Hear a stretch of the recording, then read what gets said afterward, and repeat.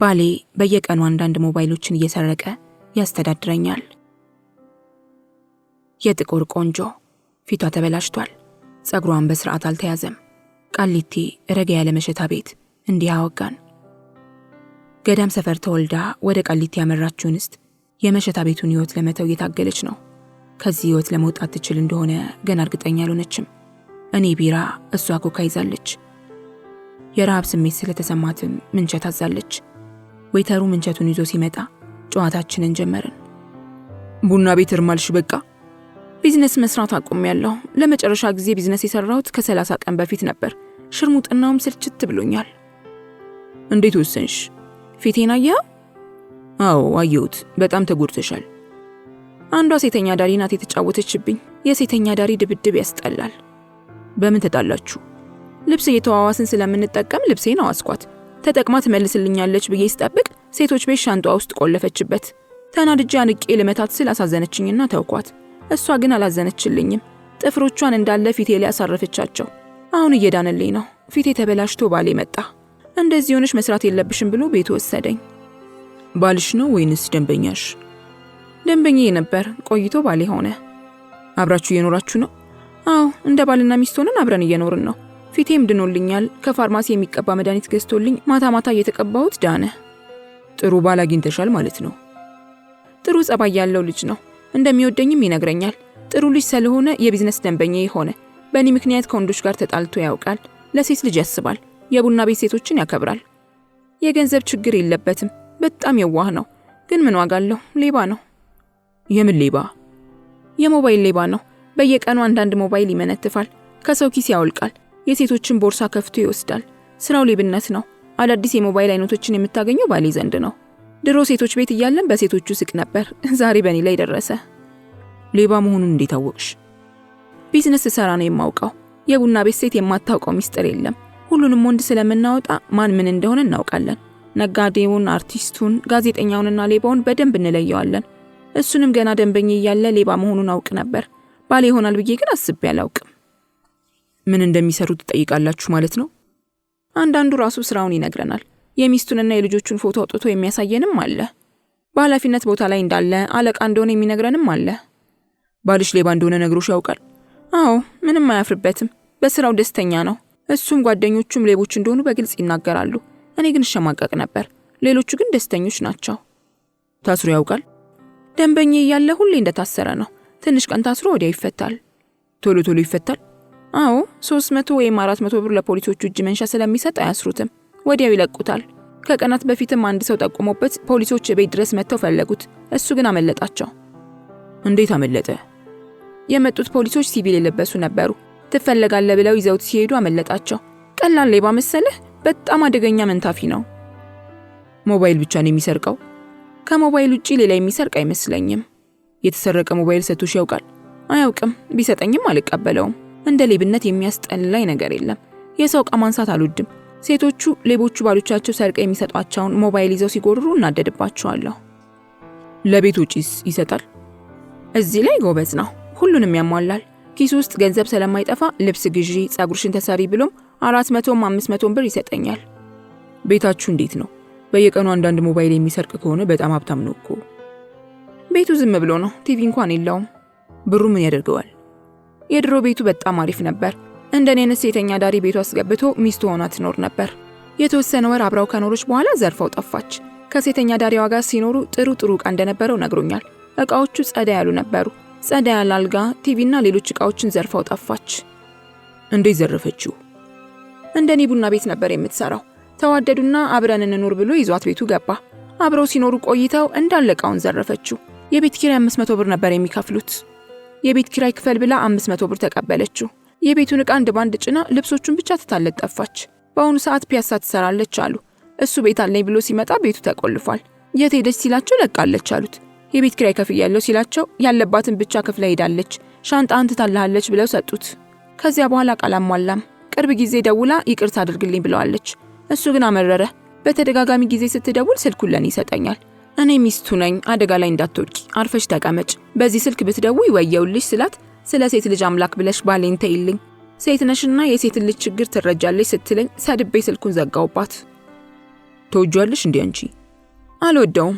አጋጣሚው እኮ ነው አብረን እንድንኖር ያደረገን። የዋህነቱ ግን ያሳዝነኛል። እኔ ከሌባ ጋር መኖር አልፈልግም። ለኪዳነ ምህረት ተስዬ ነበር። ምን ብለሽ? ፖሊስ እንዲይዘው 24 ሰዓት ሳይሞላ ኪዳነ ምህረት ስለቴን ሰማችኝ፣ አሳየችኝ። ከአንድ ሴት ሞባይል ሰርቆ ፖሊሶች መጥተው ወሰዱት። እኔም ለኪዳነ ምህረት ሻማ በራሁ። አንድ ቀን ደግሞ ለቅሶ ቤት አድራለሁ ብሎ በባዶ ቤት ትቶኝ ሄደ። አልቅሼ ለመንኳት ኪዳነ ምህረትን። ተፈንክቶ መጣ። ኪዳነ ምህረት ትሰማኛለች። በአሁኑ ሰዓት የት ነው? ተደብቆ ነው ያለው። ሌብነቱ ይቅርብህ፣ ሌላ ስራ ቀይር ብለሽ መክረሹ አታውቂም? አይሰማኝም። ስንት ዓመት ሙሉ ሲሰርቅ የኖረ ሰው በእኔ ምክር ይመለሳል ብለህ ነው? አይመለስም። እንዳወራለትም አይፈልግም። ሌብነት ለሱ እንጀራ ሆኗል። እስር ቤቱንም ለምዶታል። ዛሬ ይታሰራል፣ ነገ ይፈታል። ፖሊሶቹ ከያዙት ደግሞ 400 ብር ተቀብለው አምልጥ ይሉታል። ያመልጥና ለአንድ ሳምንት ይሰወራል። ለፖሊሶቹ ጉቦ ሰጥቼ አመለጥኩ ብሎ ይነግርሻል? አዎ፣ ብር ሲሰጣቸው ይለቁታል። ሌባ ባል ለምንም አይሆንም። በሴቶቹ ስስቅ በራሴ ደረሰ። የሴቶቹ ባሎች ሰርቀው ሲታሰሩ ምግብ በሚያመላልሱ ሴቶች ይስቅ ነበር። ባሌ ታስሮብኛል ብር አዋጡ ሲሉን እኔ ከሱቅ የ10 ብር ፌስታል ገዝቼ ነበር የምሰጣቸው። እቀልድባቸው ነበር። ዛሬ ግን በራሴ ደረሰ። በሰው መሳቅ ጥሩ አይደለም። የብዙ ሴተኛ ዳሪ ባሎች ሌቦች ናቸው። ባሎቻቸው ሲታሰሩ 2 ቀን ቢዝነስ የሰሩትን 400 ብር ለፖሊሶቹ ጉቦ ሰጥተው ያስፈቷቸዋል። እንዴት እንደሚሰርቅ አጫውቶሽ ያውቃል?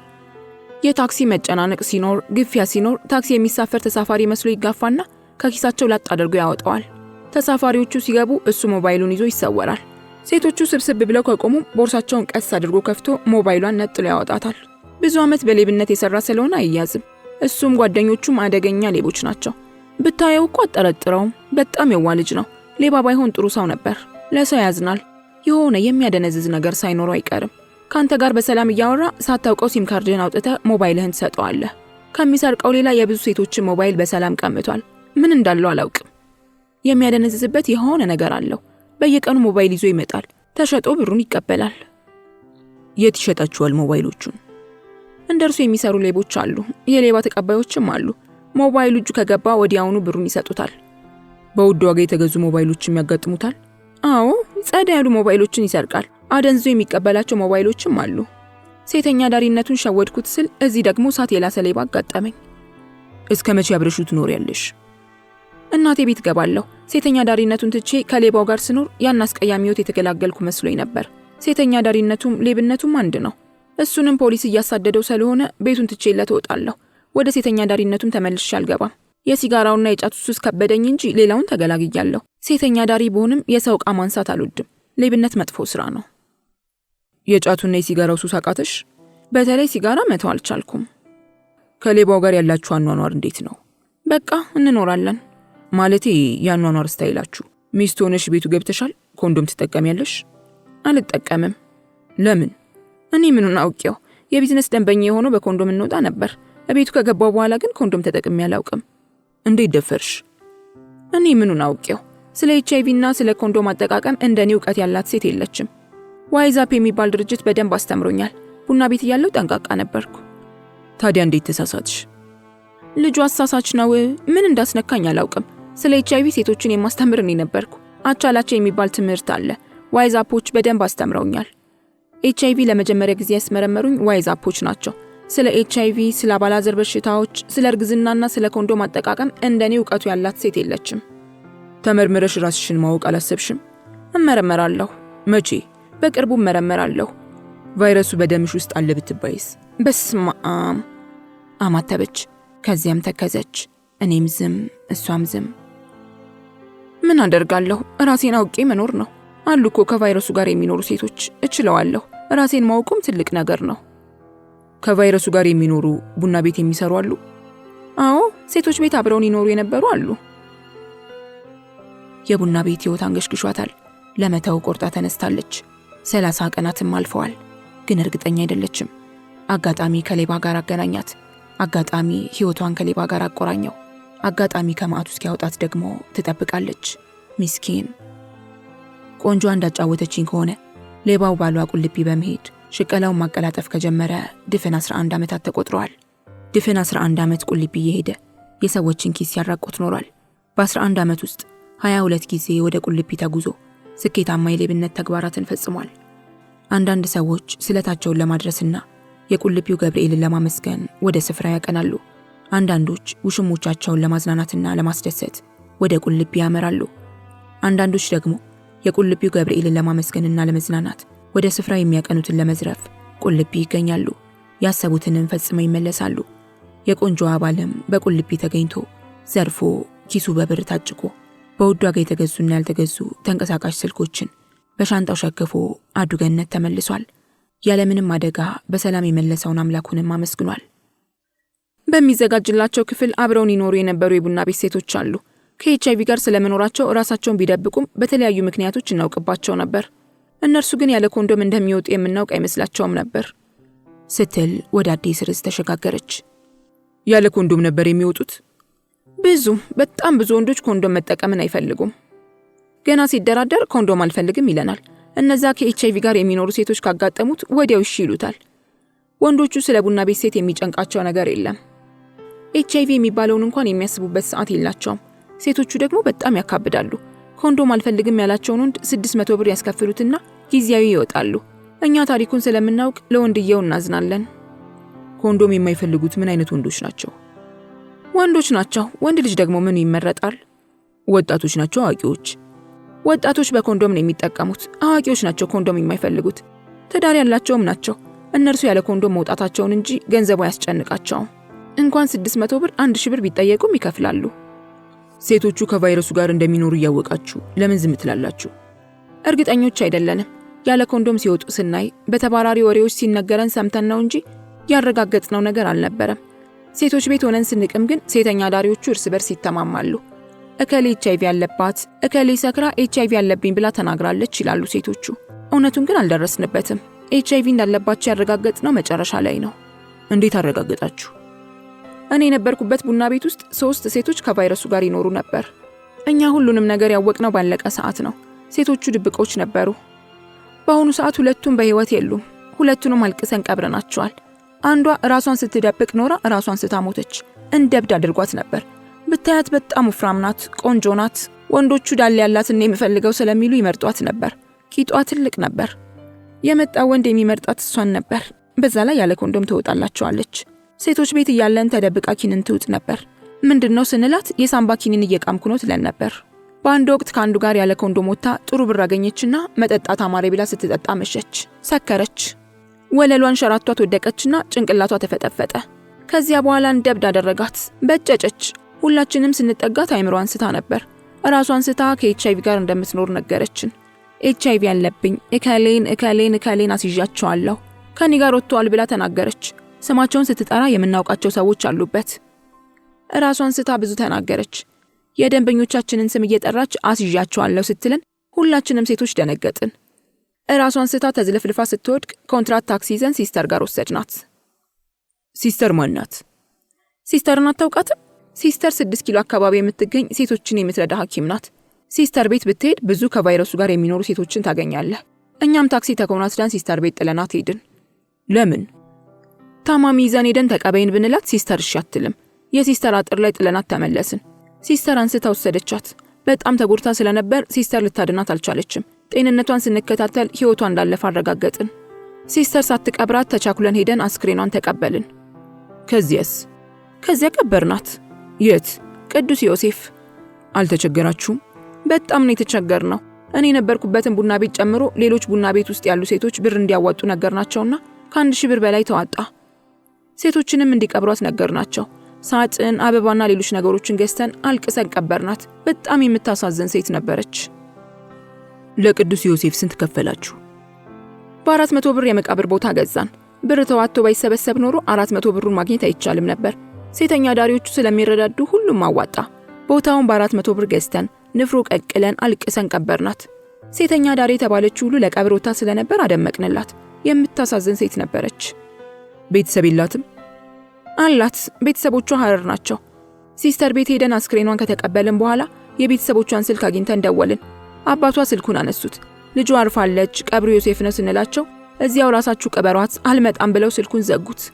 ለምን? ተመርምራ ቫይረሱ እንዳለባት ካወቀች ቆይታ ነበር። እሷ ሳምባ የምትለው ለካ የኤችአይቪ መድኃኒት መውሰድ ጀምራ ነበር።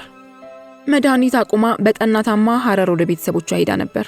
ስትሄድ ቤተሰቦቿ ስራውን ትታ ህይወቷን እንድትጠብቅ መክረዋት ጠፍታ ነበር የመጣችው። ትንሽ ሲሻላት ስራ ጀመረች። በዚህ ተበሳጭተው ነው የራሷ ጉዳይ እዚያው ቅበሯት ያሉት። በቤተሰቦቿ መፍረድ አይቻልም። ሊረዷት ብዙ ሞክረው ነበር።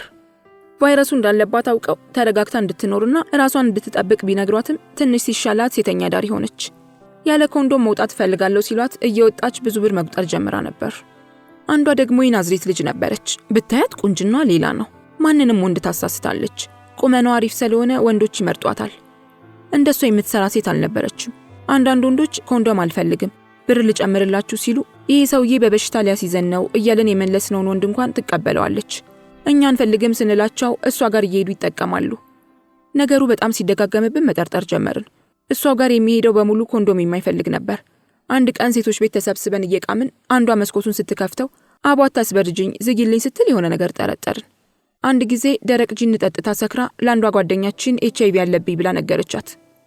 ከብዙ ጊዜ በኋላ ቢዝነስ ሰርታ ጂን በቢራ ጠጥታ ሰከረችና ወደቀች። ከዚያ በኋላ ታመመች። ወዲያው ጉዴን ይውልኝ አለችን። ሻንጤ ውስጥ ጉዴን ይውልኝ ስትለን ሄደን ሻንጧን ከፈት ነው። ሻንጧን ስንከፍተው የባሏና የልጇን ፎቶ አገኘን። ፎቶ ጀርባ ላይ HIV ያለብኝ እኔ ራሴን አውቄያለሁ፣ አንቺም ተመርምረሽ ራስሽን ወቂ የሚል ጽሑፍ ተጽፎበታል። ባሏን የላከላት። በኋላ ስንሰማ አግብታ ፈታ ኖሯል። አዲስ አበባ ከመምጣቷ በፊት 2 ልጆች ነበሯት። ከመጣች በኋላ ደግሞ አውቶቡስ ተራ አንድ ሰውዬ ተዋውቃ ተጋቡ። አንድ ልጅም ወለዱ። HIV ያስያዛት የአውቶቡስ ተራ ባሏ ነው። ታመመች። ሲስተር ቤት ወሰድናት። ሲስተር ቤት በሩ ላይ ጥለናት ተመለስን። ሲስተር አንስታ ወሰደቻት። በጣም ተዳክማ ስለነበር ሞተች ተባልና ሲስተር ሳትቀብራት ሄደን አስክሬኗን ተረከብን። እንደ ሐረሯ ልጅ ብር ተዋጥቶላት መሬት በ400 ብር ከቅዱስ ዮሴፍ ገዝተን ቀበርናት። የእሷን ቤተሰቦች ሲደወልላቸው ራሳችሁ ቅበሯት ብለው ስልክ ዘጉብን። የሴተኛ ዳሪ ህይወት ያሳዝናል። ራሳቸውን እንዳወቁ ሴተኛ ዳሪነታቸውን ትተው ቢኖሩ ኖሮ ህይወታቸው አያልፍም ነበር። ሴተኛ ዳሪ ደግሞ እርስ በርሱ ይረዳዳል። ቢነግሩን ኖሮ እያዋጣን የቤት ኪራይ እየከፈልን እናኖራቸው ነበር። እነርሱ ግን ራሳቸውን ደብቀው ሞቱ። ሲታመሙ ቤተሰባቸው ጋር ይሄዳሉ። ሲድኑ ደግሞ ተመልሰው ቢዝነስ ይጀምራሉ። ቢዝነስ ሲሰሩ ኮንዶም አይጠቀሙም። ስንቱን መሰለ በኤችአይቪ ያስያዙት። ኮንዶም የማይጠቀሙት ፈላጊያቸው ብዙ ነው። አይናችን እያየ ስንቶቹን ቀብረናል። ራሳቸውን ካወቁ በኋላ እልህ ይዛቸውና ወንዶቹን ያስይዛሉ።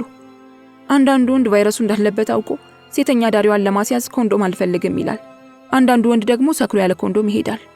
ሳያስበው ቫይረሱ ያለባቸው ሴቶች ይረባረቡበታል።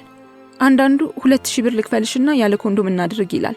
ከቫይረሱ ጋር የሚኖሩ ሴተኛ ዳሪዎች ካገኙት ብሩን ተቀብለው ፍላጎቱን ይሞሉለታል። ብዙ ገንዘብ እያገኙ ራሳቸውንም አይጠብቁም።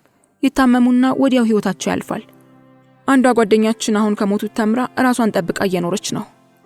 ራሷን ካወቀች በኋላ ቢዝነስ አቆመች? አዎ ትታለች። ከተወች ቅርብ ጊዜ ነው። አልቅሰን ከቀበርናቸው ሴቶች ተምራለች። አሁን የምነግርህ ልጅ ቆንጆ ናት። ሁሉ ነገሯን ትወደዋለህ። ግን ኤችአይቪ አለባት። ኤችአይቪ እንዴት እንደያዛት ብነግርህ ታዝናለህ። እንዴት ያዛት? ቡና ቤት እያለን አንድ ጸዳ ያለ ሰውዬ ዝንጥ ብሎ መጣ። አንገቱ ላይ ትልቅ የወርቅ ሐብል አለ። እጁ ላይም እንደዚያው። ጸዳ ያለች መኪና ቆሞ ሲገባ አየችው። ባጠገቧ ሲያልፍ ማግባትስ እንዳንተ ያለውን ወንድ ነው ብላ ለከፈችው። ሰውየውም ወርቄን አይተሽ ነው ወይንስ ወደሽኝ ብሎ ጋበዛት። አብራ ወጣች። ሰውየው እየተመላለሰ ደንበኛዋ ሆነ። ደንበኛዋ ሲሆን ተላመዱና ኮንዶም መጠቀም አቆሙ። ሴቶች ቤት እያለን አንዱ አዲስ ገቢ ሰውየውን አየችውና ስለ ሰውየው ነገረችን። ይሄ ሰውዬ ኤችአይቪ ያለበት፣ ሚስቱ ሞታለች፣ ስለማውቀው ነው የምነግርሽ ተጠንቀቂ ብላ ነገረቻት። እሷ ደግሞ ከሰውየው ጋር ፍቅር ስለያዛት ጓደኛዬ እንዲህ አለች ብላ ለሰውየው ነገረችው። እንደነገረችው ስንሰማ ጓደኛችንን ገደላት ስንል ጠርቶ አመሰገናት። አንቺ አስበሽላት ነው እውነቱን የነገርሻት ብሎ ጋበዛት። ያልጠበቅነው ነገር ነበር የገጠመን። ጓደኛችን ከወደደችው ሀብታም ሰውዬ ጋር ያለ ኮንዶም መውጣት ጀምራ ስለነበር ሄዳ ተመረመረች። ስትመረመር አለብሽ ተባለች። ራሷን ስታውቅ በብስጭት መስከር ጀመረች። ትጠጣለች፣ ትቅማለች፣ ትሰክራለች። ራሷን ካወቀች በኋላ ያለ ኮንዶም ትወጣ ነበር? ምንም ጥርጥር የለውም። የሚበዛው እኮ ኮንዶም የማይወድ ነው። እሷ ደግሞ ትበሳጭ ስለነበር ኮንዶም አልፈልግም ብሎ ጥሩ ብር የሚከፍል ሲገኝ መሄዱ አይቀርም። አንዳንድ ጊዜም ስለ በቀል ታስብ ነበር። ለገንዘብ ስል ህይወቴን አጨለምኩት እያለች ትበሳጭ ነበር። ራሷን ካወቀች በኋላ በብስጭት መጥፎ ነገሮችን ትፈጽም ነበር። ሴቶች ቤት ተሰብስበን እየቃምን ኤችአይቪ ያለባት ተብሎ ሲወራባት በጣም ተበሳጭታ ፎርጅድ አሰርታ መጣችና ኤችአይቪ ያለባት ብላችሁ የምታሙኝ ውሸት ነው፣ ንጹህ ነኝ ብላ ሳየችን። ነፃናት የሚለውንም ሴቶች ቤት ለጠፈችው። የሴተኛ ዳሪዎቹ አፍ ተዘጋ። ከዚያ በኋላ ሐሜቱም ቀረ። አንድ ቀን በኃይል ጠጥታ ሰከረችና ብርጭቆ ተሰበረባት። ጣቷ ተቆርጦ ደማ። ደሞ አልቆም አላትና የተቆረጠው ጣቷ ተጎረደ። ራሷን ስለምታውቀው ሐኪም ቤት ወሰዱኝ አለችን። ደንግጠን ወሰድናት። ሐኪሞቹ HIV እንዳለባት ስለሚያውቁ ነጭ የደም ሴል የለሽም ብለው ሕክምና አደረጉላት። ወረቀቱን ስታሳየን ሁላችንም አምነናት ስለነበር ሲያማት HIV ነው ብለን አልጠረጠርንም። አንዳንድ ሴቶች HIV ነው ሲሉ ወሬ ነው ብለን አለፍነው። አንድ ቀን ግን አፍ አውጥታ ሁሉንም ነገር በግልጽ ነገረችን። ቫይረሱ በደሜ ውስጥ አላለቻችሁ? አዎ በግልጽ ነገረችን። ስትነግረን አዘንላት። ስትታመም ክፍል ተከራይተን አስቀመጥናት። ሲሻላት ቢዝነስ ትሰራለች። ወርቁን አይቼ ገደል ገባሁ። እናንተ ተጠንቀቁ፣ ከኔ ተማሩ ትለናለች። ሴቶች ቤት አብረን ስናድር ትጠነቀቃለች። ሎሽን እንኳን አትሰጠንም። የእሷን ዕቃዎች እንዳንጠቀም ትመክረናለች። ልብሶቿን እንድናጥብላት እንኳን አትፈቅድም። እሺ አትልም። ቆሻሻውን አስለቅቃ ትሰጠንና እናጥብላታለን። ስራውን እንድትተወው አልመከራችኋትም? መክረናታል፣ ግን አልሰማችንም። ደህና ስትሆን ትሰራለች፣ ስትታመም ታቆማለች። HIV ያስያዛት ሀብታም ሰውዬ እንጦጦ ማርያም ጸበል ሄዶ ተጠምቆ ራሱን እየጠበቀ ይኖራል። መጠጥ አይቀምስም። እሷን መጠጥ ሊያስተዋት ሞክሮ አልተሳካለትም። ታማ ስትድን ጫትና መጠጥ ትጀምራለች፣ ትሰክራለች። እሱ ደግሞ ይናደዳል።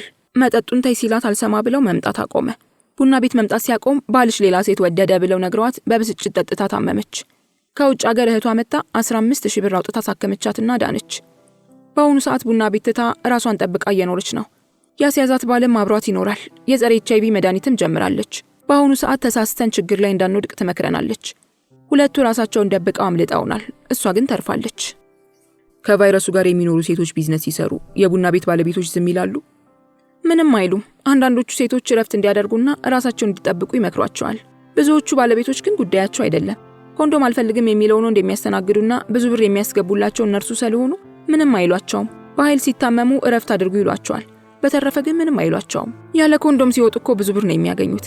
በቀን ኮንዶም የማይፈልግ 10 ወንድ ሊመጣ ይችላል። ለአልጋ 30 ብር ቢከፍሉ አንዷ ሴት 300 ብር ያልጋ ትከፍላለች። ገቢውን አየኸው? እነርሱ የሚያሳስባቸው ገንዘባቸው ነው እንጂ የሴተኛ ዳሪዋ ጤንነት አይደለም። ይህን ስል ግን ጥሩ ጸባይ ያላቸው ባለቤቶች የሉም ማለት አይደለም። መርካቶ እየሰራው HIV ያለባቸውን ሴተኛ ዳሪዎች የምትንከባከብ ባለቤት ነበረች። ሲታመሙ በራሷ ወጪ ታሳክማቸው ነበር። ገንዘብ አሳሳች ነው። ገንዘቡ ባለቤቶቹንም ያሳስታቸዋል። እኛንም ሊያሳስተን ነበር። ኮንዶም አልፈልግም የሚለውን የሚያስተናግዱ ሴቶች ቢዝነስ እንደ ጉድ እየሰሩ ሲያስቸግሩን ሴቶች ቤት ተቃመና ጥቂቶች ተሰብስበን መላ ዘየድን። ምን ዘየዳችሁ? ወንዱ ሁሉ ኮንዶም አልፈልግም እያለ ጦማችንን ልናድር ሆነ። በኮንዶም የሚጠቀመው ወንድ ትንሽ ነው። እየተቃመ ተመካከርን። ያለ ኮንዶም አንወጣም ያልን ሴቶች ብር አይኖረንም። መቶ የሚመነዝሩት ያለ ኮንዶም የሚሄዱት ናቸው። ጫት የሚያስቅሙን፣ ምሳ የሚጋብዙንና የሚያጠጡን እነሱ ናቸው። ምርር ሲለን አንድ ሐሳብ መጣልን። ዋይዛፖች ሲያስተምሩን ኮንዶም ተጠቀሙ ይሉናል። የሴትና የወንድ ኮንዶም ያድሉናል። የወንዶቹን ኮንዶም ሱቅ እንሸጠዋለን፣ የሴቶችን ኮንዶም ደግሞ እናስቀምጠዋለን። ጭንቅ ሲለን የሴት ኮንዶም መጠቀም አለብን ተባለና ጀመርን። በኃይል ጠጥቶ ኮንዶም አልፈልግም የሚል ሲገጥመን እሺ ብለን እንገባለን። በጣም የሰከረ ከሆነ ምኑንም አያውቀውም። ቀስ ብለን የሴት ኮንዶምን እናጠልቀዋለን። እሱ የሚያየው ኮንዶም አለመጠቀሙ ስለሆነ 500 ብር ተቀብለነው ይሄዳል። ኮንዶሙ ለብዙ ጊዜ ያገለግላል። አንዴ ከተጠቀምንበት በኋላ አጥበን በድጋሚ መጠቀም እንደምንችል አስተምረውናል። የሰከረና ጅል ወንድ ሲገጥመን እንሸውደዋለን። ፔሪድ ላይ ሆነን ቢዝነስ መስራት ስንፈልግ እንጠቀምበት ነበር። ተጠቃሚዎቹ አያውቁም። በተለይ የሚኒሊየም ጊዜ ከውጭ የመጡት ኮንዶም አይወዱም ነበር። ትንሽ ብር የያዝነው በዚህ ዘዴ ተጠቅመን ነው። የሰከሩትም ያልሰከሩትም ይሸወዳሉ። አንድ ሰው እያለ በተደጋጋሚ ይመጣል። ኮንዶም አልፈልግም ሲላት ደና ብር ትቀበለውና በሴት ኮንዶም ታወጣዋለች። መጠጥ አይጠጣም፣ ግን አይነቃም። ልክ ሲመጣ ፋራው መጣ ላስተናግደው ብላ ትሄዳለች። ምንም አያውቅም። ኮንዶም የማይፈልጉት ወንዶች ራሳቸውን አውቀው የሚመጡ ይመስለኛል።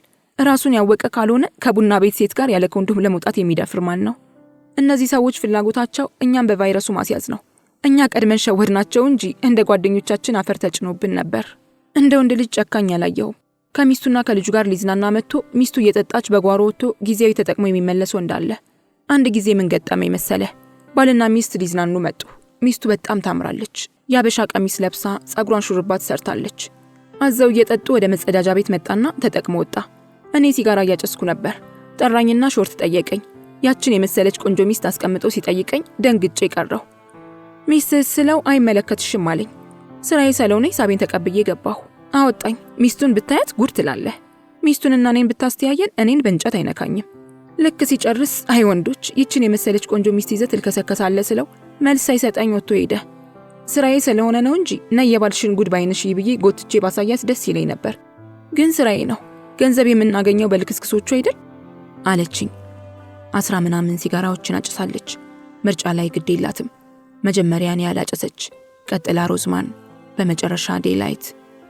ከገዳም ሰፈሯ ቆንጆ ጋር ያሳለፍናቸው ሰዓታት በጥቅሉ 10 ናቸው። በሁለት የተለያዩ ቀናት 10 ሰዓታት ያህል ተጨዋውተናል። የመጀመሪያው ቀን አላመሸንም። በሁለተኛው ቀን እስከ ምሽቱ 4 ሰዓት ድረስ አምሽተናል። ሁለቱንም ቀን ስንገናኝ ጫት ቅማ ነበር። የመጀመሪያው ቀን መጠጥ አልተጎነጨችም፣ ምንቸት ጋብዣታለሁ። በሁለተኛው ቀን መጠጥ ጠጥታለች፣ አብዝታም አጭሳለች። ሁለ ነገሯ ተጎድቷል። ከመስተንግዶ ጀምሮ ማንኛውንም ስራ ሰራለሁ። ወደ ሴተኛ ዳሪነቱ መመለስ አልሻም። የሌባ ሚስት ናት ብላችሁ እንደ ሌባ እንዳታዩ። የሰው ገንዘብ ነክቼ አላውቅም። ታማኝ ሆኜ ስራዬን መስራት እችላለሁ። የጫትና ሲጋራ ሱስ ሊለቀኝ አልቻለም። ቀጣሪዎቼና አለቆቼ ፊት ይህንን ላላደርግ ቃል እገባለሁ። አንድ ሰው መርዳት ከቻላችሁ እኔ ደግሞ ሌሎች ጓደኞቼን እረዳለሁ አለችኝ። ሴተኛ ዳሪ የሆንኩት ቀብጬ አይደለም። ጓደኞቼ በኤችአይቪ አለቁ። በበሽታው ተይዘው ራሳቸውን ጠብቀው እየኖሩ ያሉም አሉ።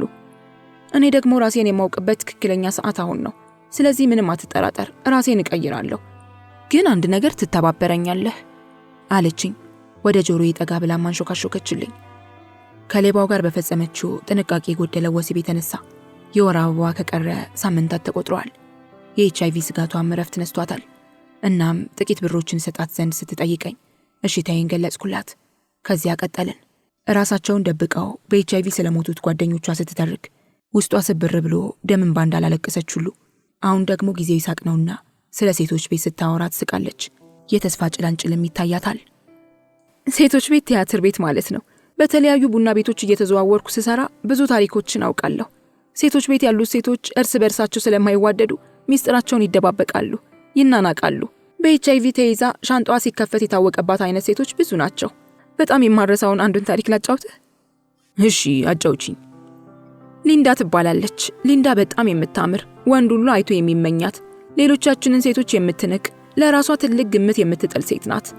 ኮንኮርድና ሜሞ ያሉ ሴተኛ ዳሪዎች እንኳን የሊንዳን ያህል አያምሩም። አለባበሷና ቁመኗ በጣም የተለየ ነው። እሷ ካለች ጋባዥ አናገኝም። ሴቶች ቤት አታድርም። ሴቶች ቤት ያለው ሻንጣዋ ብቻ ነው። በተረፈ በየቀኑ አዳር ቢዝነስ ስለምትሰራ ሴቶች ቤት ድርሽ ብላ አታውቅም። የቤቱን ሴቶች በሙሉ እንደ ሴት አትቆጥረንም። ስትጨፍር ብታያት ትደነቃለህ። ሚኒስከርቷን ለብሳ ስትጨፍር ወንድ ሁሉ ይጋደልባታል። ሁሉም ወንድ የሊንዳ ጋባዥ ይሆንና እኛን ይረሱናል። ስልችት ሲለን ሴቶች ቤት እየተቃመ ዶለትንባት። ቢዝነስ ስለጠፋ ሁላችንም ጥርስ ነከስንባት። ጫት ገዝተን ቄጠማው ተጎዝጉዞ ቡናው እየተፈላና ጣኑ እየተጫጫሰ ረገምናት። ሁሏም ሴት ሊንዳን ረገመች። ለቅዱስ ገብርኤል ተሳልን። ቅዱስ ገብርኤል የሊንዳን ጉድ ካሳየህን ሻማ እናበራልሃለን ብለን ተሳልን። ንቀቷ መጠን ያለፈ ስለነበር ሁላችንም ጠልተናት ነበር።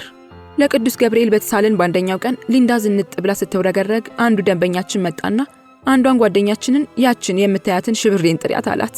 ሊንዳን ማለትህ ነው ስትለው የምን ሚሪንዳ ነው ሽብሬን ነው ይፈልግሻል በያት ሲላት ያች ሴተኛ ዳሪ ተደስታ መታ ነገረችን። ሴቶች ቤት የማታድረው ሴቶችን የምትጠየፈው ሊንዳ ሽብሬ መሆኗን ስናውቅ ሽብሬ ያልናት። ሰውየው ሳያያት ተሰወረች። ሰውየውን ምንናት ስንለው የተወለደችበትን አገር ነገረን። 2 ልጆቿን ጥላ ባሏን ፈታ እንደመጣች አጫወተን። በነጋታው የሽብሬን ጉድ ላሳየን ቅዱስ ገብርኤል ሁላችንም ሴተኛ ዳሪዎች አንዳንድ ሻማ በራን። ጫት እየተቃመ የሴቶች ቤት ግድግዳ ላይ በትልቁ ሊንዳ ሽብሬ ብለን ቀኗንና ሰዓቷን ጽፈን አሳቅንባት። ከዚያች ቀን በኋላ ሊንዳ ቤት ቀየረች። ኃላፊውና የቤቱ ባለቤቶች የምትሰራዋን ልጅ አባረራችሁብን ብለው በስብሰባ ወቀሱን። የተወሰንን ሴተኛ ዳሪዎች አድመኞች ተብለን ማስጠንቀቂያ ተሰጠን። ከዚያ በኋላ የቤቱ ሴተኛ ዳሪዎች አለፈልን፣ ስራም አገኘን። አንድ ጊዜ ደግሞ ልክ እንደ ሊንዳ የምታካብድ ሴተኛ ዳሪ ነበረች። ሊንዳ ስትነቀል ተተካች። ሐዋ ነው ስሟ። ወንዶችም ምን እንደምታስነካቸው አናውቅም። ከጋበዟት ቢዝነስ ይገባሉ። በቀንኛ አንድ ጊዜያዊ ሳንሰራ እሷ 5 ትገባለች። ወንዱ ሁሉ ሐዋ ሐዋ ሆነ። ከወንድ ጋር ሆና እስክትወጣ ሌላ ወንድ ወረፋ ይዞ ይጠብቃታል። አንዳንዴ ወንዶች ወረፋ ይዘው እየጠበቋት ትታቸው ክፍል ተከራይታ ትተኛለች። ቢዝነስ ሲመጣላት እኛን ማየት ተጠየፈች። ሴተኛ ዳሪ ባጠገቧ ስታልፍ መራቋን መጥፋት፣ መጤፍ ስታበዛ ዶለትንባት። ሻንጧ ብቻ ሴቶች ቤት ይቀመጣል። ሻወሯን ወስዳ ልብሷን ቀያይራ ትወጣለች። ማታ ትገባለች። እኛ ዋተን ወጥ ሰርተን ስንበላ እሷ ክትፎ እያስላከች ትበላለች። ክትፎ ለሚያመጣላት ጎዳና አሪፍ ብር ቲፕ ትሰጠዋለች። ታስቀናናለች። እኛ እንበሳጫለን። 15 ሴተኛ ዳሪዎች ተሰባስበን ዱዓ አደረግን። ልክ እንደ ሊንዳ የሐዋን ጉድ አሳየን ብለን ለመን ነው። ተቃመ። ስንመረቅን ሴቶች ቤት ይቆለፍና የሐዋ ሻንጣ ቁልፍ ተሰብሮ እቃዋ ይፈተሽ ተባለ። 15 ሴተኛ ዳሪዎች ተስማማንና የሻንጣው ቁልፍ ተሰብሮ ተከፈተ። ሻንጣዋን ስንከፍተው የፎቶ አልበምና የቀበሌ መታወቂያ አገኘን። ስሟ ሐዋ ሳይሆን አብዮት ነው። እድሜ 17 ነው ትለን ነበር። መታወቂያዋ ላይ ግን እድሜዋ 25 ይላል። የፎቶ አልበሙን እየተቀባበልን ስናየው አገር ቤት ሆና ከባሏና ከ3 ልጆቿ ጋር የተነሳችውን ፎቶ አየነውና ሴቶች ቤት በሳቅ ፍርስ አለች። አንዷ ሴተኛ ዳሪ መደብ ላይ እንዳልተኛች የሴተኛ ዳሪ ቤት አልጋ ናቀች ትላለች። ሌላዋ ደግሞ ይቺ ባላገር አሸንጉሊት አደረገችን ትላለች። ሌላዋ ሴተኛ ዳሪ ደግሞ ይቺ ቀጫጫ 3 ሕፃናትን ፈልፍላ ነው እንዲህ የምትወረገረገው ትላለች። ብቻ ምን አለፋህ 15 ሴተኛ ዳሪዎች ወረድንባት። ብታያት እንኳን 3 የወለደች ወንድ የምታውቅ አትመስልም። ሴቶች ቤትን ቀውጥ ያደረግናት። ሻማዎቻችንን አብርተን አመሰገንን። በእሷ ፍቅር የተለከፈ ደንበኛ ነበራት። ብር ተቀብለው ከሌላ ሰው ጋር ትሄዳለች። እሱ ግን ምንም አይላትም። በጣም ስለሚወዳት ይዟት የገባው ወንድ አውጥቷት ከሄደ በኋላ ጋብዟት ሌላ ወንድ ይዞበት ሲሄድ ተበሳጭቶ ወደ ቤቱ ይሄዳል። ሴተኛ ዳሪዎቹ ሁላችንም ስለሚያሳዝነን ይጠራና የሐዋ ጉድ ይነገረው ተባለ። ተጠራ። ሐዋን በጣም ስለሚወዳት ስለ ሐዋ ሲነገረው መስማት ይወዳል። መጀመሪያ ቃል አስገባ ነው። ጫት ግዛልነው። ሲጋራም ገዛ። የተሰበረውን ሻንጣ ቁልፍ እንዲገዛ ተነገረው። ገዛ። ከዛ የሐዋን ልጆችና ባሏን ትክክለኛ ስሟን እድሜዋን ስንነግረው ደንግጦ ቀረ። ሐዋን ብሎ ብዙ ቀን ስለተዋረደ በነገርነው ነገር ሁሉ ተደስቶ ጨብስ ይችላለሁ ብሎ 100 ብር ሰጠ። ከዚያ በኋላ ሐዋ የሊንዳ ዕጣ ደረሳት። ሊንዳን ስናገኛት ሊንዱ ሽብሬ ብለን በትልቁ ጽፈን አዲስ ገቢዎችና ነባር ሴተኛ ዳሪዎች እያነበቡ ይዝናኑ ነበር። ሐዋን ስናገኛት ደግሞ በትልቁ አብዮቱ ፈነዳ ብለን ጻፍን። ከስሩ ደግሞ የ17 ዓመቷ ሐዋ፣ የ25 ዓመቷ አብዮት፣ የ3 ልጆች እናት ብለን ጻፍንባት። ጉዷ እንደወጣ ስታውቅ እንደ ሽብሬ ቡና ቤቱን ጥላ ጠፋች። ሴቶች ቤት ያስቀሃል። የሴተኛ ዳሪዎች የሴቶች ቤት ህይወትና የካምፓስ ህይወት አንድ ነው። ካምፓስ ያሉት ሴቶችም ህይወታቸው ተመሳሳይ ነው።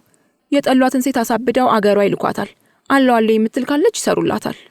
የካምፓስን ህይወት እንዴት አወቅሽው?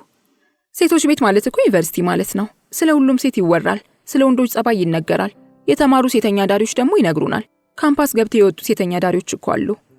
አንቺ እስከ ስንት ተምረሻል? ጨርሻለሁ። ፕሪፓራቶሪ ጨርሼ ኬክ ቤት ገብቼ እኮ ነው ሴተኛ ዳሪ ሆንኩት። የገዳም ሰፈሯ ቆንጆ ፊት ሙሉ ለሙሉ አልዳነም። ጥቁረቷ ሸፈነው እንጂ የመዳም ምልክት አይታይበትም። ፎቶግራፏን ስትሰጠኝ ስለ ደህንነቷና ሞራሏ በመጨነቅ አለፍኩት። በካርቱን ጥበብ 75 በመቶ ተመሳስላ ተሳለች። ለንባብም በቃች፣ ደስም ተሰኘች። በመጨረሻም ታህሳስ 29 2002 ዓ.ም የገና ዕለት ከምሽቱ 1 ሰዓት ከ10 ስልክ ደወልኩላት። ሃሎ። አቤት። ማንነቴን ገለጽኩላት። እደውልልሃለሁ እያልኩ ቀደምከኝ። ደስ ብሎኛል። ከኤችአይቪ ነፃ ነሽ ተብያለሁ። ደሜ ንጹህ ሆነ አለችኝ። ሳትባዝን የኖረችበትን የሴተኛ ዳሪነት ህይወት ለመተው ቁርጥ ውሳኔ ላይ ደርሳ ነበር። እነሆም ተሳካላት።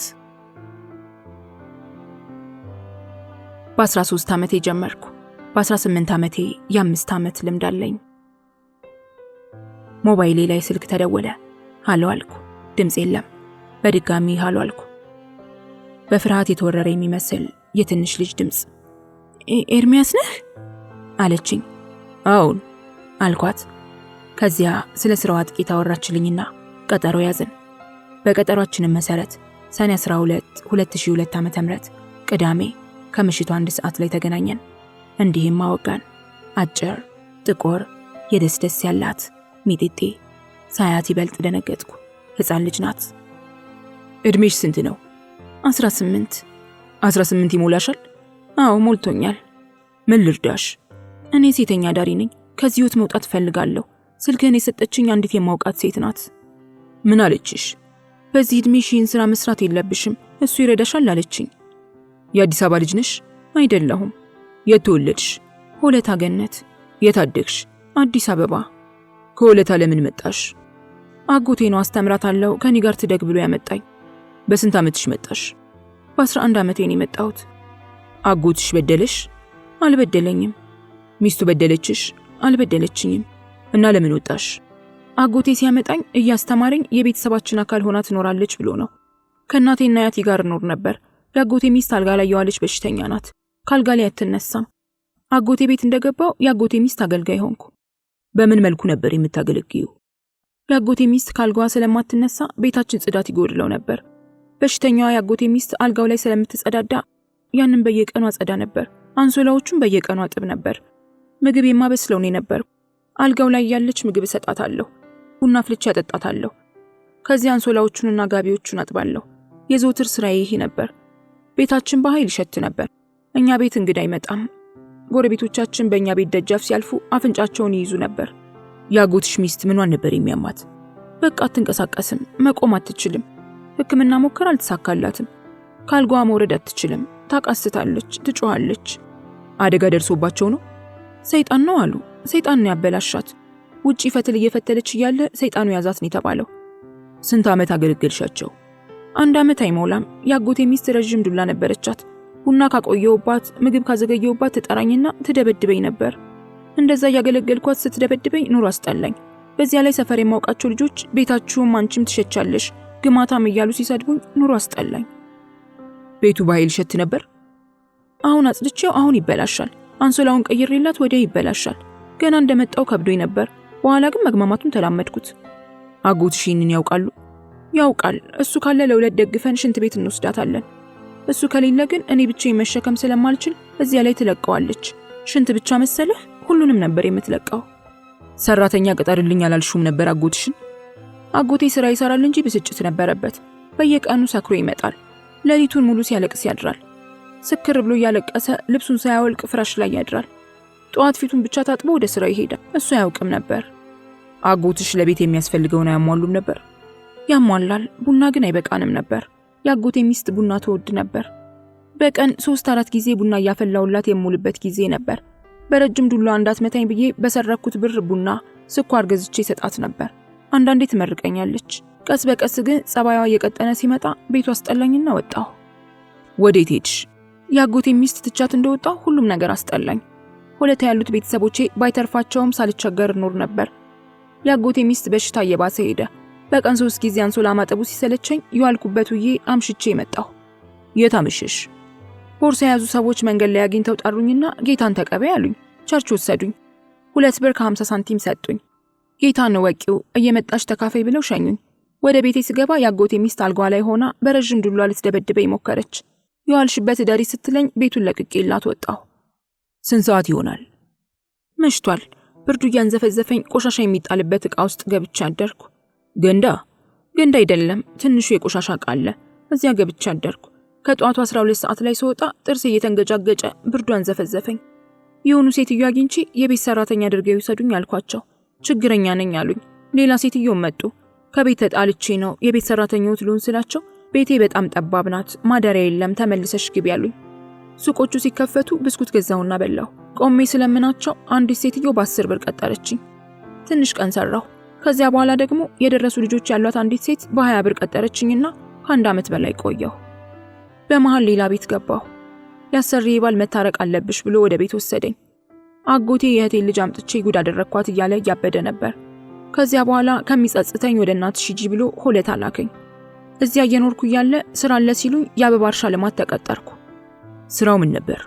አበቦችን መንከባከብ ነው። እሱን እየሰራው ነው የቆየሁት። የኔ የሥራ ድርሻ ሬቤንድ ይባል ነበር። የማይፈካውን አበባ ማስወገድ ነው። የደረቁ ቅጠሎችን ከመደቡ ላይ ማራገፍ፣ ውሃ ማጠጣት፣ እንቡጦቹን ወደ ቆሻሻ ማጠራቀሚያ መጨመር፣ አበባዎችን በባልዲ ይዞ ወደ ፓርክ ሃውስ ፍሪጅ ማስገባት ነበር የኔ የሥራ ድርሻ። ደሞዙስ? ደሞዝ በየ15 ቀኑን የሚሰጠው። በ15 ቀን 110 ብር አገኝ ነበር። ስንት ወር ሰራሽ? 8 ወር ሰራሁ። ደሞዝ ሳገኝ ቤት መከራየት አማረኝና ቤት ተከራየሁ። 30 ብር ነበር የምከፍለው። ስራውን ለምን ተውሹ? እናንተ ልጆች ስለሆናችሁ ስራው ለእናንተ አይሆንም፣ መማር አለባችሁ ሲሉኝ አዲስ አበባ ሄጄ ትምህርት መማር አለብኝ ብዬ ተመልሼ ወደ አዲስ አበባ መጣሁ። ሆለታ ያለሽ እስከ ስንት ተምረሽ ነበር? እስከ 2 ነበር የተማርኩት። አጎቴ ያስተምርሻለሁ ብሎ ገረድና የሚስቱ ጠባቂ ስላደረገኝ አልተማርኩም። ተመልሼ ከመጣሁ በኋላ አጎቴ ቤት እያለ የማውቃት አንዲት ሴት በወር 20 ብር እየከፈለችኝ የቤት ሰራተኛዋ ሆንኩ። ትንሽ ወር እንደሰራው አጎቴ ቤት ሲሄድ የአጎቴ ሚስት ሞት አገኘኋት። አጎቴም ሌላ ሚስት አግብቷል። አዲሷ የአጎቴ ሚስት እኔን የምታህል ሴት ልጅና ከኔ የሚያንስ ወንድ ልጅ ነበራት። ተጨማሪ ልጅም አርግዛ ነበር። አጎቴ ደስ ብሎት ከኛ ጋር ኖር ያለኝ፣ እኔም ተስማማሁ። የአጎቴ ሚስት ግን ከለከለችኝ። የልጄ ኩያ ስለሆነች ከልጄ ጋር አይስማሙም፣ ማደሪያዋን ትፈልጋለችኝ። 2 ቀን አጎቴ ቤት ካደርኩ በኋላ አንዲት በኔ እድሜ ያለች ሴት ማታ ማታ የሚሰራ ስራ ስላለ ይዤሽ እሄዳለሁ አለችኝና ወሰደችኝ። ለአጎቴ ዳቦ ቤት የሌሊት ስራ አግኝቻለሁ አልኩት። ደሞዝ ሲጠይቀኝ በቀን 10 ብር ያስቡልኛል። ሊጥ ማብካትና ሌሊቱን ከሰራተኛው ጋር ሆኜ ዳቦ መጋገር ነው አልኩት። እንዴት እንደዚህ ይከፈላል ሲለኝ ስራው አድካሚ ስለሆነ በቀን 10 ብር እናደርግልሻለን ብለውኛል ስለው አመነኝ። ስራ የምትቀጥርሽ ሴት ወዴት ወሰደችሽ? ሳር ቤት ቴሌው አካባቢ ሄድን። የኔ ስራ ቢዝነስ ነው። ቢዝነስ ትሰሪና ራስሽን ታኖሪያለሽ። ካጎትሽ ጋር ምን አዳረቀሽ አለችኝ። ምንድነው የምሰራው ስላት ነገረችኝ። መንገድ ላይ ቆምኩ። አንድ ወጣት መጥቶ ልውሰድሽ አለኝ። ጓደኛዬን ስንት ልበለው አልኳት። 30 ብር በይው ስትለኝ 30 ብር አልኩት። 20 ብር ነው ያለኝ ሲለኝ 20 ብር ብቻ እንዳለው ነገርኳት። ተመቻቿለችና ከኪሷ ኮንዶም አውጥታ ሰጠችኝ። ልጁም ይዞኝ ሄደ። የት ወሰደሽ? እዚህ አካባቢ ጨለማለ። ጨለማው ላይ ግንቡን ተደግፈን አደረግን። ዘበኞች መብራት ሲያበሩብን ሰላም ነው አልናቸውና ተመለሱ። መንገድ ላይ? አዎ መንገድ ላይ ነው። እንደዛ ነው የሚሰሩት። ልጁ አስቸጋሪ አልነበረም። ወዲያው ጨርሶ 20 ብር ሰጠኝና ሄደ። ለጓደኛዬ ነገርኳት። በጣም ደስ አለኝ። ወር ሙሉ ለፍቼ የማገኘውን 20 ብር በ5 ደቂቃ ስራ ሳገኘው በጣም ተደሰትኩ። እንዲህ አይነት ቀላል ስራ አለ እንዴ ስላት መውጫው ይጠፋሻል እንጂ አሪፍ ነው አለችኝ። ሰንሴሽን ኮንዶም ግዢና ኮንዶም ይመልሽልኝ ስትለኝ ከጀብሎ በ2 ብር ኮንዶም ገዛውና መለስኩላት። ቀሪውን ኪሴ ውስጥ ከተትኩት። መከረችኝ። ይሄ ኮንዶም ይባላል። ያለ ኮንዶም ካሉሽ እንዳትሄጂ አለችኝና እግሯን ከፍ ከፍ ስታደርግ ባለ መኪና ቆመላት። ሄደች። እሷ እንደሄደች ባለ ታክሲ ባለ ላዳ ቆመልኝ። ግቢ ሲለኝ ገባሁ። እንደፈለገው ካደረገኝ በኋላ 5 ብር ሰጠኝ። 10 ብር ነው ሂሳቤ ስለው ይበቃሻል ብሎ ከመኪናው ላይ አወረደኝ። ከዚያ ስራውን ለመድኩት። ያልነገርኩ ነገር ኮንዶም ፓስፖርት ነው የሚባለው። ገና ስራ እንደጀመርኩ ነው ያስጠኑኝ። ኮንዶም ለማለት ከፈለጉ ፓስፖርት ነው የሚሉት። ሴቶቹም ሲሄዱ ፓስፖርትሽን ይዘሻል ይባባላሉ። ፓስፖርት አልያዝኩም ካለች ኮንዶም ይሰጣታል። አንዳንድ የማያውቁ ደንበኞች ፓስፖርት አውጥተሻል? ውጪ ልትሄጂ ነው? አረብ ሀገር ይላሉ።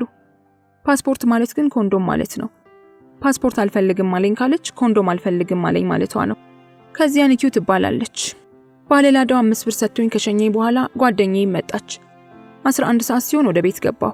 ፓስፖርቱን ቆሻሻ ገንዳ ላይ ወረወርኩት። ከዚያ በፊት ከወንድ ጋር ሄጄ አላውቅም።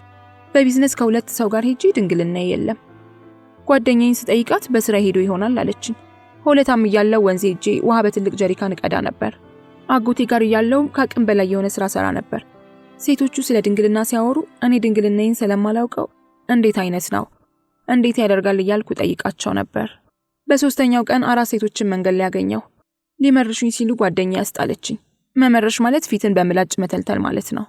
አዲስ ሴት የነሱ ክልል ውስጥ ለስራ ከተንቀሳቀሰች ፊቷን በምላጭ ያበላሹታል። ጓደኛዬ ባታስጥለኝ ኖሮ ይተለትሉኝ ነበር። ፊቴ ከተተለተለ እዚያ ቦታ መስራት አልችልም። ቦታው የነርሱ ብቻ ነው? አዎ፣ ሌላ ሴት አያስጠጉም። ስንት ናቸው? 12 ይሆናሉ። ጓደኛዬ ከነገረችልኝ በኋላ መከሩኝ። በ5 ብር ከባለላዳው ጋር መውጣቴን ስነግራቸው ሰደቡኝ። ከዚህ ጥፍ ያሉኝ። ከዚያ ሁሉም አዘኑልኝና ሳቁ።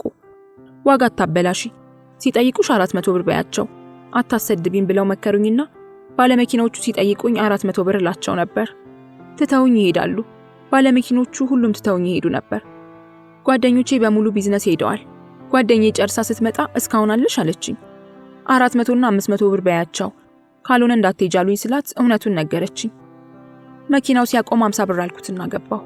በ5ኛው ቀኔ ቆንጆ ልብስ ገዛሁ፣ ጫማም ገዛሁ፣ ሽቶም ገዛሁ። የአጎቴ ሚስት አዲሷ የልጇ ልደት ስለነበር በ70 ብር ኬክና ብስኩት ገዝቼ ሄድኩ። ልደቱ ከተከበረ በኋላ አንድ ሰፈር የማውቀው የአጎቴ ጓደኛ ቲጂ ሴተኛ ዳሪ ሆናለች ብሎ ነገራቸው። የአጎቴ ሚስትም ሰማች።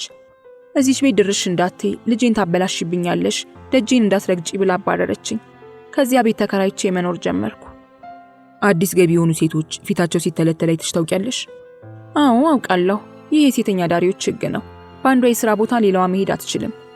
የእናንተ ግዛት ከየት እስከ የት ነው ያለው? ሳር ቤት ሙሉን የኛ ነው። ከቴሌው ጀምሮ እስከ ኪንግስ ሆቴል ድረስ የኛው ነው። ሜክሲኮ አካባቢ ደግሞ የሌሎች ግዛት ነው። ሌላ ሴት መስራት አትችልም? አትችልም። አንቺስ አዲስ መጤ የሆኑትን ሴቶች መርጠሽ ታውቂያለሽ? አላውቅም። እኔ ሳር ቤት ቴሌው ጋር መቆም ነው የምወደው። በአጠቃላይ ስንት ዓመት ሰራሽ? በ1998 ዓመተ ምህረት ነው የወጣሁት። አሁን 5ኛዬን ይዣለሁ። በ13 ዓመቴ ጀመርኩ። አሁን 18 ዓመት ሆኖኛል። የ5 ዓመት ልምድ አለኝ። ትንሿ ሚጢጢዋ ቲጂ በ13 ዓመቷ ስራውን ጀመረች። በዚያ ወቅት 18 ዓመቷ ነበር። እሷ 18 ዓመቴ ነው ትበል እንጂ ተክለ ሰውነቷ ከጥረቷ ጋር ተዳምሮ የ15 ዓመት እንጂ የ18 ዓመት አያስመስላትም። እሷ ግን እኔ ከገመትኳት 3 ዓመት ጨምራበታለች። በ18 ዓመቷ ያላየችው ፈተና የለም። በ13 ዓመቴ ስራዬን ከጀመርኩበት ጊዜ ጀምሮ ብዙ ነገር አጋጥሞኛል። ብዙ ተፈትኛለሁ። ብዙ ደንበኞችንም አፍርቻለሁ። ትላንትና ያወጣሁት ልጅ ስቂት ነው ያደረገኝ። ሾርት ይዞኝ ገብቶ ከ2 ሰዓት በላይ አቆይቶኛል። ወጣት ቢሆንም ተቸግሮ ነበር። ስሜቱ አልመጣ ብሎት ከ2 ሰዓት በላይ ቆየን። 5 ኮንዶም ቀይሮ በ6ኛው ጨረሰ። ክም ብሎኛል። ዛሬ ባልሰራ ደስ ይለኝ ነበር። የቤት ኪራይ ስለደረሰብኝ ግን መስራት አለብኝ። በዛ ላይ ዛሬ ቅዳሜ ነው። ስራ ሊኖር ይችላል። ዛሬና ነገን ሰርቼ ልተወው አስቤያለሁ። እንዳትቀየመኝ፣ ዛሬና ነገን ልስራ። ፈረንጁን ደንበኛዬን ካገኘሁት ደህና ብር ይሰጠኛል። እሱን ፍለጋ ወጥቼ መቆም አለብኝ። ፈረንጁን ለመጨረሻ ጊዜ ባገኘው ጥሩ ነው። ፈረንጁ የት ነው የሚገኘው? ሳር ቤት አካባቢ ነው የሚገኘው። የምቆምበትን ቦታ ስለሚያውቀው ይወስደኛል። የስንት ዓመት ደንበኛሽ ነው? 1 ዓመት አልፎታል። ወጣት መሰለህ? ትልቅ ሰው ነው። ስንት ይሆነዋል እድሜው? 70 ያልፈዋል። አርጅቷላ? ፈረንጅ ስለሆነ ነው እንጂ አርጅቷል። አለባበሱ እንደ ወጣት ነው። ጂንስ ሱሪና ጉር ሸሚዝ ነው የሚለብሰው። ራሱን ይጠብቃል። ስንት ብር ይሰጥሻል? አንዳንዴ በሳምንት 2 ቀን ይመጣል። ጠፋ ከተባለ ደግሞ በሳምንት 1 ቀን ይጎበኘኛል። መደበኛ ክፍያው 500 ብር ነው። 400 ብሩ እሱ ጋር ለወጣውበት ሲሆን 100 ብሩ ደግሞ ማሳጅ ላደረኩበት ነው። የማሳጅ ስራም ትሰሪያለሽ? አዎ እሰራለሁ። ማን አስተማርሽ? ፈረንጁ ነው ያስተማረኝ። እኔን ከማግኘቱ በፊት ማሳጅ ቤት እየሄደ ነበር የሚታሸው። በቢዝነስ ተገናኝተን ደንበኛዬ ከሆነ በኋላ እንዴት ማሳጅ እንደሚደረግ፣ ስንት ደቂቃ እንደማሻው፣ መደሰት አለመደሰቱን እንዴት ማወቅ እንዳለብኝ አስተማረኝና ቻልኩበት። ማሳጅ ሳደርገው ደስ ይለዋል። ማሳጅ ማድረጉንም ችዬበታለሁ። ብሩን ሲሰጠኝ ይሄ ለማስያጅ እያለን የሚሰጠኝ ደግ ፈረንጅ ነው። አዳማን፣ ደብረ ዘይትን፣ ዱከምን ያሳየኝ ፈረንጁ ነው። በመኪና ይዞኝ ይሄድና አብረን ውለን እናድራለን።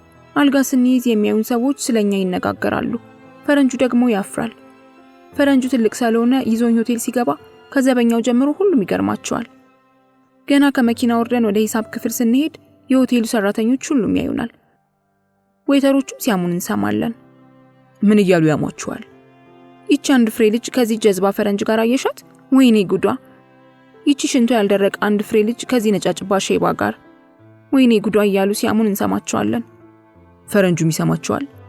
አዎ ይሰማቸዋል። አማርኛ ይናገራል፣ ኦሮምኛም ያወራል። የሰደቡትን ሁሉ ይሰማል። ሰምቶስ ምን ይላቸዋል? ይናደዳል። አበሻ በማያገባው ይገባል ይላል። የተሰደበውንም መልሶ ይደግምልኛል። በየሄድንበት ቦታ ሁሉ ገንዘብ ሲቀበሉ፣ ቁልፍ ሲሰጡን፣ ቦታውን ሲያሳዩን፣ ምግብ ሲያቀርቡልን ያሙናል። ፈረንጁ ደግሞ ይናደድና ሁሉም አበሻ አንድ ነው ይለኛል። አማርኛ የማይሰማ የመሰላቸው ነጫጭባ በገንዘቡ 1 ፍሬ ልጅ አገኘ፣ ይህኔ እኮ አገሩ 10 ፈልፍሏል ይሉታል። ሰምቶ እንዳልሰማ ይሆናል።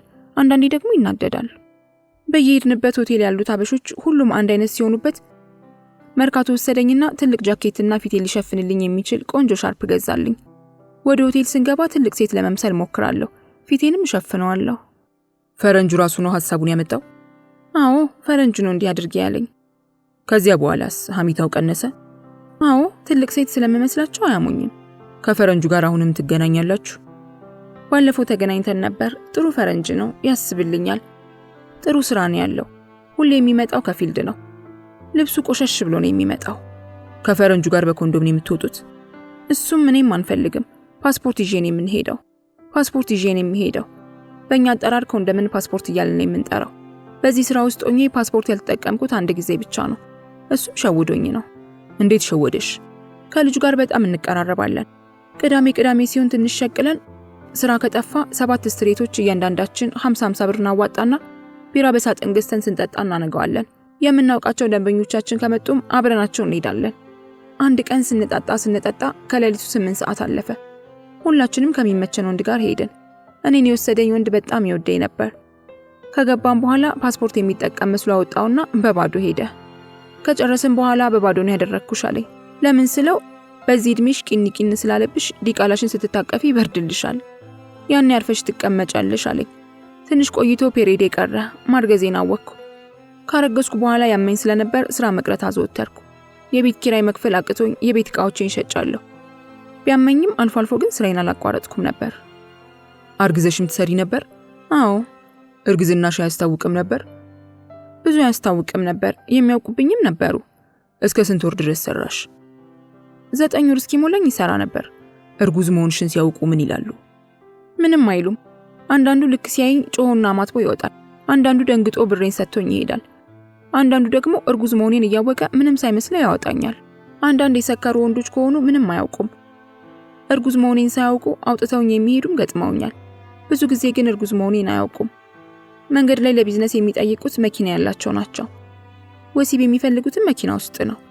መኪና ውስጥ ደግሞ የአፍ ላይ ወሲብ ነው የሚፈጸመው። ይህንኑ ትፈጽሚ ነበር?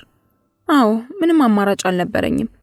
አብዛኛው ባለመኪና የአፍ ላይ ወሲብ ስለሚጠይቅ የጠየቁኝን እፈጽም ነበር። እርጉዞኜ ለእኔ እንደ ጥሩ ዕድል ነበር። በቀላሉ እገላገል ነበር። ይህን ማድረግ ከባድ ነው። ምግብ በምበላበት አፌ ብልት ከባድ ነው። ለዚያውም ምንነቱን የማላውቀው ሰው ሳስበው ያንገሸግሸኛል፣ ግን ፈጽመው ነበር። በኮንዶም ነው? ኮንዶም ተጠቅመው የአፍ ላይ ወሲብ የሚጠይቁኝ ጥቂቶች ናቸው። አብዛኞቹ ኮንዶም አይጠቀሙም። ውይ ተወኝ ባክህ። አንቺስ አትቸገሪም ነበር? በጣም ነበር የምቸገረው። እግዚአብሔር ግን ይረዳኝ ነበር። ሴክስ ሳደርግ ሕፃኗ በወዲያ በኩል ተገልብጣ ትተኛለች። ስትዟዟር ይታወቀኛል። ደንበኛዬ እንደፈለገው ሲያዟዙረኝ እሷም አብራኝ ትዞራለች። ያንን ስፈጽም ግን አልሰቃይም።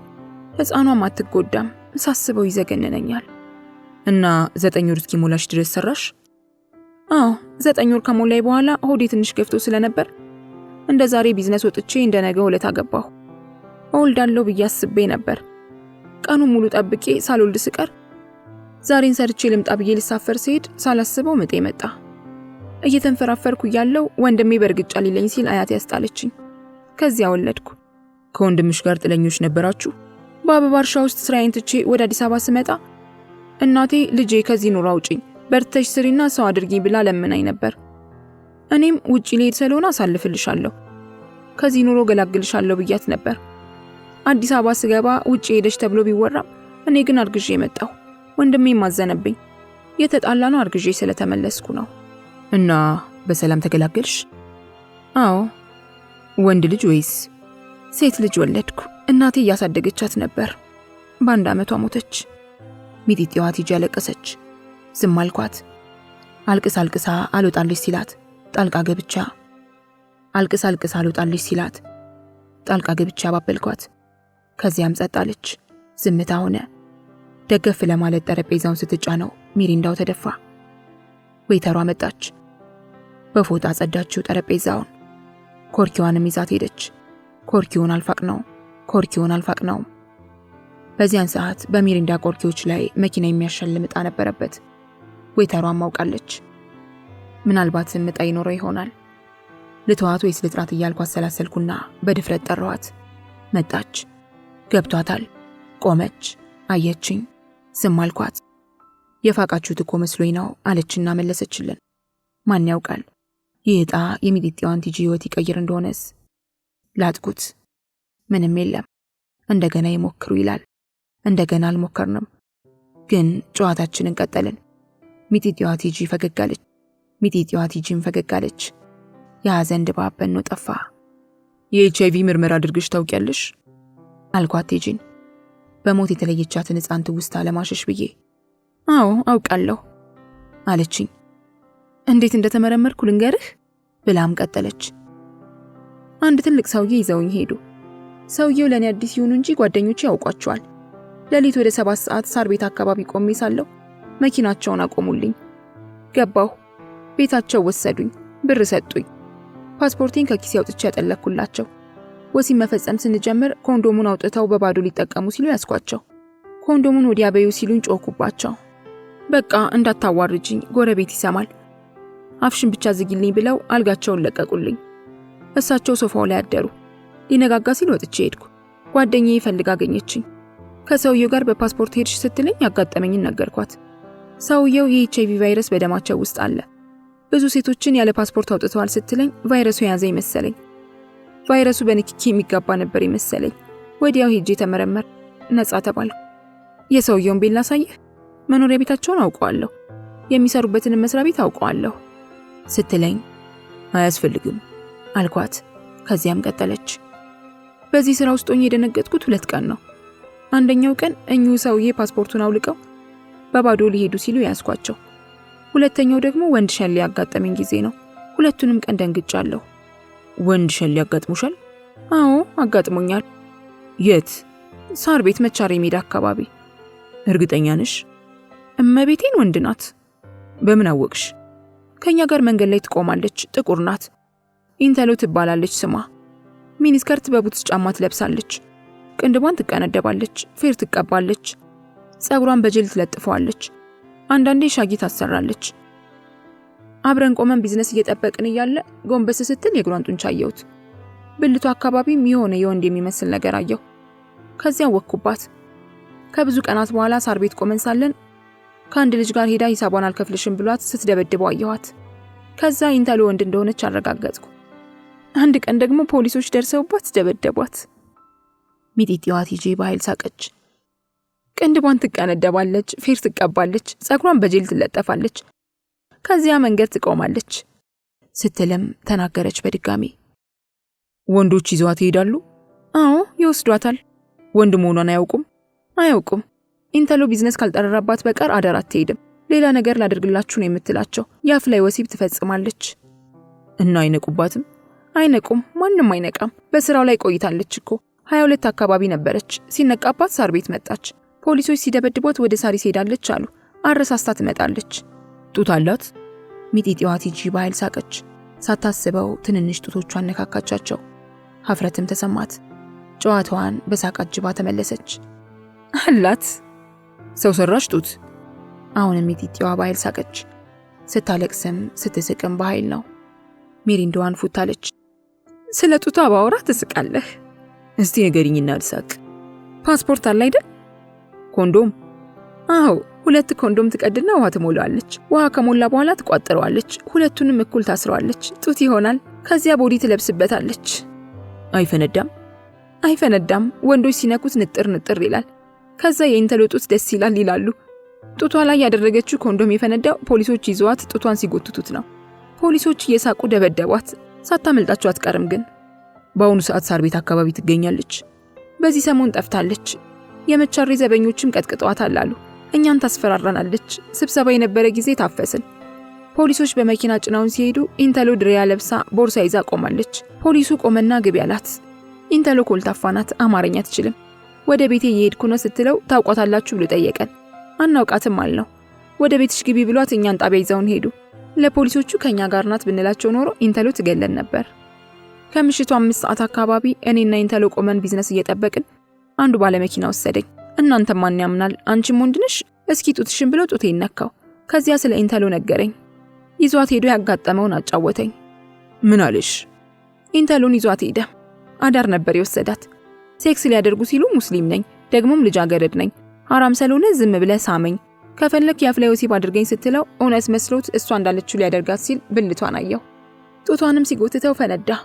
ኢንተሎ ሙሉ ለሙሉ ልብሷን አውልቃ ሲያያት ሰውየው ፈራ።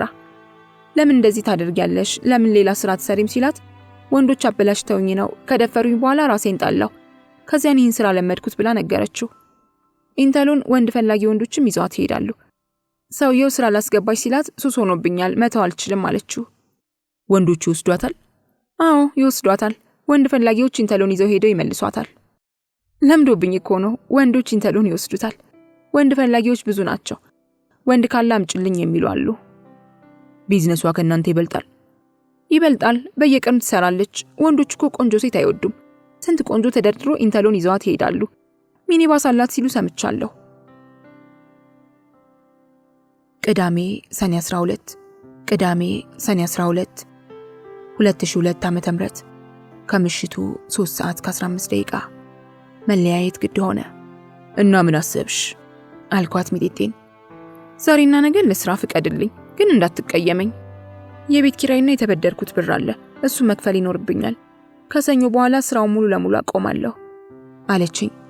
ሱስ አለብሽ? ምንም ሱስ የለብኝም። ሌሊት ሴቶቹ ሲያጨሱ አብሬያቸው አጨስ ነበር። ጫት ሲቅሙ ምቅም ነበር። ሱስ ግን የለብኝም። ከቀኑ 9 ሰዓት ቅድስት ልደታ ማርያም ቤተክርስቲያን ተገኘሁ። ከሚጤጤ ጋር ቀጠሮ ነበረኝ። ቀጠሮ የያዝንበት አብይ ዓላማ ሚጤጤዋ በቅድስት ልደታ ቤተክርስቲያን ተገኝታ ቃለ መሐላ መፈጸም ስለፈለገች ነው። ከቀኑ 9 ሰዓት ከ27 ላይ ሚጤጤዋ ቲጂ ከተፋለች። አማተበች 3 ጊዜ፣ ተሳለመች፣ ተጨባበጥን። ወደ ውስጥ ይዣት ልገባ ስል አልገባም አለችኝ። ሐሳቧን የቀየረች መሰለኝ። ለምን አልኳት። እረክሻለሁ። ቤተክርስቲያኒቱን ማርከስ አልፈልግም። እባክህን ጥግ ላይ እንሁን ስትለኝ በሐሳቧ ተስማማሁ። ቅድስት ልደታ ማርያም ቤተክርስቲያን ደጃፍ ገባ ብሎ ባለው ወንበር ተቀመጥን። ሚጢጢዋ ቲጂ ቃለ መሐላ ለመፈጸም ተዘጋጀች። አሁን እኔና ሚጢጢዋ የማህደረ ስብሐት ቅድስት ልደታ ማርያምና ደብረ መድኃኒት መድኃኔ ዓለም ቤተክርስቲያን ዋና በር ላይ እንገኛለን። ምዕመናን መውጣት መግባት ይዘዋል። ገሚሱ በር ላይ ቆሞ 3 ያማትቦ ወደ ጉዳዩ ይሄዳል።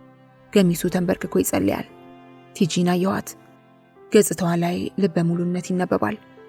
1 2 3 ቲጂ አልኳት። ቲጂ በደንብ አስቢበት፣ መሐላ ከባድ ነው።